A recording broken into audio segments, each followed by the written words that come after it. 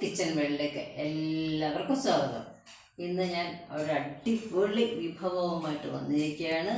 നിങ്ങൾ ആരും അധികം ഇത് ഉപയോഗിച്ചിട്ടില്ലെന്നാണ് എൻ്റെ ഒരു വിശ്വാസം. അപ്പം നമുക്ക് അതിന് വേണ്ട ഇൻഗ്രീഡിയൻസ് എന്താണെന്ന് നോക്കാം. ഇവിടെ കുറച്ച് ഉപ്പ് വെച്ചിട്ട് അമ്പലത്തിലോട്ടണ മണി അടിച്ച് വെടി പൊട്ടിച്ച് ഉപ്പിരിപ്പുണ്ട്, കുറച്ച് നല്ലെണ്ണ, കുറച്ച് ഉലുവ, ഇത് മുളക് പൊടിയുണ്ട്, ഇത് ഉപ്പ് നീരാണ്, കാരണം കല്ലുപ്പ് ഉപയോഗിക്കുന്നുണ്ട്. ഇതെന്താണെന്ന് നിങ്ങൾക്ക് പറയാൻ പറ്റുമെന്നാണ് എനിക്ക്. നിങ്ങൾ പറയില്ല, ഞാൻ പറഞ്ഞേക്കാം. ചക്കക്കുരു വളരെ നൈസായിട്ട് നീളത്തിൽ മുറിച്ച് വെച്ചിരിക്കുകയാണ്, ഇങ്ങനെ വേവിച്ച് വെച്ചിരിക്കുകയാണ്. ഇത് നമുക്ക് നോക്കാം എന്തൊക്കെയാണ് വേണ്ടതെന്ന് അല്ലേ. ചൂടായിട്ടുണ്ട്, ഞാൻ അതിൽ കുറച്ച് നല്ലെണ്ണ ഒഴിക്കുകയാണ്.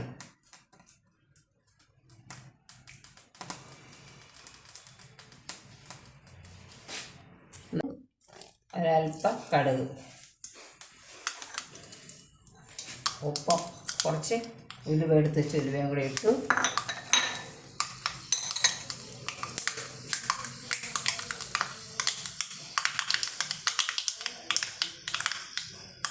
സിമ്പിളാക്കി വെച്ചിരിക്കുകയാണ്. ഞാൻ അതിലോട്ട് ഈ ചക്കക്കുരു വേവിച്ചത്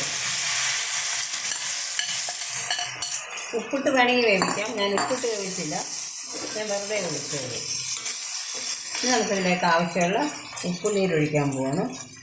ഉപ്പ് പൊടി ഉപ്പ് നീര് എന്താ ഒഴിക്കും, ഞാൻ ഉപ്പ് നീര് ഒഴിക്കണമെന്നേ ഉള്ളൂ. ഞാൻ ഉപ്പ് കാണിച്ച് കല്ലുപ്പ് പൊടിച്ച് വെച്ചതാണ്. ഇതിലേക്ക് കുറച്ച് മുളക് പൊടി, 1.5 ടീസ്പൂൺ, 1.5 പോരാ, 2 ടീസ്പൂൺ മുളക് പൊടി ഇടാം.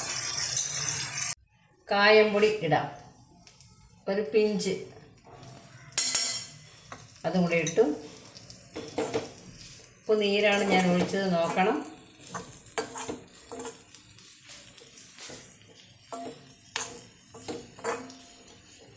മഞ്ഞൾ ഇട്ടിട്ടില്ല, മഞ്ഞൾപ്പൊടി ഇട്ടിട്ടില്ല. ഒരല്പം മഞ്ഞൾപ്പൊടി കൂടെ നമുക്കിടാം.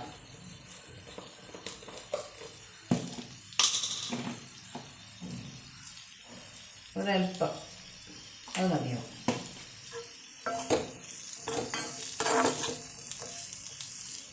എണ്ണ നമുക്ക് കുറച്ചും കൂടെ എണ്ണ വേണം, കുറച്ചുകൂടെ എണ്ണ ഒഴിക്കാം.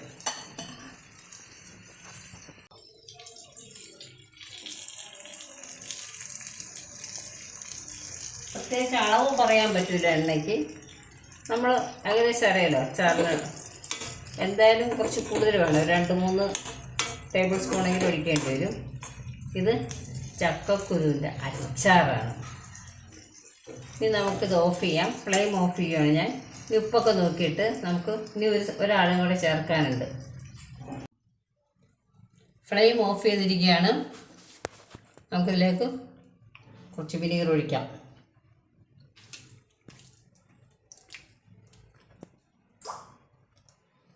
ഏകദേശം ഒരു 1.5 ടീസ്പൂൺ വിനീഗർ കൊണ്ട് വെച്ചിട്ടുണ്ട്. കാരണം ഇതിൽ നിന്ന് ഇനി വെള്ളം വരുന്നത് പ്രതീക്ഷയൊന്നും വേണ്ട, മാങ്ങയും നാരങ്ങയൊന്നും പോലെ. നമ്മളത് വേവിച്ചിട്ടാണ് എടുത്തിരിക്കുന്നത്. അടിപൊളി ടേസ്റ്റാണ്. നമുക്ക് ചക്കയില്ലാത്ത സമയത്തും നമുക്ക് ചക്കക്കുരു കഴിക്കണമെന്നൊരു തോന്നലുണ്ടാകുമ്പോൾ ഈ അച്ചാറെടുത്ത് കഴിക്കാമല്ലോ. നല്ല അച്ചാറാണ്, നല്ല ടേസ്റ്റുള്ള അച്ചാറാണ്. എല്ലാവരും ഉണ്ടാക്കി നോക്കണം. ആഹാ, നല്ല വെരി ഗുഡ്, സൂപ്പർ. നിങ്ങൾ ഉണ്ടാക്കി നോക്കണം. ഇനി ഇതിനകത്ത് കറിവേപ്പില ഇടാം. കറിവേപ്പില ഇവിടെ തീർന്നു വേണ്ടി ഇട്ടിട്ടില്ല. പിന്നെ അതിനകത്ത് വേണമെങ്കിൽ കുറച്ച് പച്ചമുളക് അരിഞ്ഞിടാം. ഉപ്പ് കുറച്ചും കൂടെ വേണമായിരുന്നു. ഈ ഉപ്പ് നീരായതുകൊണ്ട് ഞാൻ കുറച്ചും കൂടെ വെച്ചില്ല. നമുക്ക് നോക്കാം കേട്ടോ. നമ്മൾ സാധാരണ അങ്ങനെയാണ് ഉണ്ടാക്കുമ്പോൾ നോക്കുമല്ലോ, ഉപ്പൊക്കെ ഉണ്ടോ നോക്കുമല്ലോ, അതുപോലെ നോക്കണം. പുളി കുറച്ചും കൂടെ വേണമോ എന്നൊരു സംശയം. പുളി മതിയോ? പുളി അമ്മനോൻ്റെ ആവശ്യത്തിന് വേണമെങ്കിൽ കുറച്ചിടാം. ഇതൊന്നും ഇരിക്കണം കേട്ടോ, ഒന്ന് 2 ദിവസം ഇരുന്നാലാണ്. 2 ദിവസം പോയിട്ട് 1 ദിവസമെങ്കിലും ഇരിക്കണം, അപ്പോഴിത് പിടിക്കുകയില്ല. ഇത്രയേ ഉള്ളൂ. എല്ലാം ട്രൈ ചെയ്യും. ഒരു കാര്യം കൂടി ഇടണമായിരുന്നു. ഞാനിവിടെ ഒരു 3-4 വെളുത്തുള്ളി എടുത്തിട്ടുണ്ടായിരുന്നു, അതിന് കുഞ്ഞായിട്ട് അരിഞ്ഞിട്ടുണ്ട്. അതും കൂടെ നമുക്കിടാം. അതൊന്ന് നന്നായിട്ട് വാടി വരുമ്പോൾ നമുക്ക് തിരിച്ചു തരും. ശരിക്കും ആദ്യമേ നമ്മൾ ഇടേണ്ടതായിരുന്നു, അത് കുഴപ്പമില്ല, ഇനി ഇട്ടാലും മതി. അബദ്ധങ്ങൾ എല്ലാവർക്കും പറ്റുമല്ലോ, വലിയ അബദ്ധമില്ല, കഴിക്കാവുന്ന അബദ്ധമാണ്.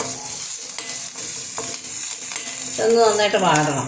കാരണം നമ്മുടെ ചക്കക്കുരു കൊണ്ടുള്ള പിക്കിൾ അടിപൊളി പിക്കിളാണ്, നല്ല സ്വാദാണിത് കഴിക്കാനായിട്ട്. കഞ്ഞിയൊക്കെ കഴിക്കുമ്പോൾ ഇത് കഴിക്കാൻ നല്ലതാണ്. ഇപ്പോൾ കഞ്ഞി കുടിക്കുന്നവരുണ്ടോയെന്നാണ് ഇവിടെ, ഞാനൊക്കെ കഞ്ഞി കുടിക്കും, ചോറിൻ്റെ കൂടെ നല്ലതാണ്.